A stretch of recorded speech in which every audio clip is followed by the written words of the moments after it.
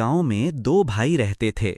दिन भर खेतों में काम करके शाम को घर लौटे तो माँ की पुरानी संदूक से सिर्फ 2 रोटियां निकलीं। दोनों थके हारे थे। बड़े भाई ने खामोशी से एक रोटी खुद के लिए रखी और दूसरी छोटे भाई को दे दी। छोटा भाई मुस्कुराकर बोला, भाई ये तुम खा लो, मुझे भूख नहीं। बड़े भाई के दिल में एक चुभन सी हुई।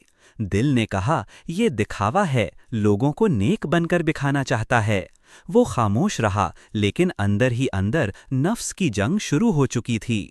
इसी रात एक अजीब ख्वाब आया। एक नूरानी चेहरे वाले बुजुर्ग ने कहा, तज़किया नफ्स सिर्फ रोटी बांटने का नाम नहीं, दिल बांटने का नाम है।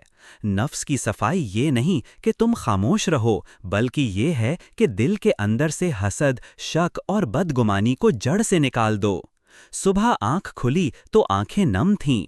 बड़ा भाई उठा, छोटे को गले लगाया और कहा, मैं सिर्फ रोटी बांटता रहा, अब दिल भी बांटूंगा।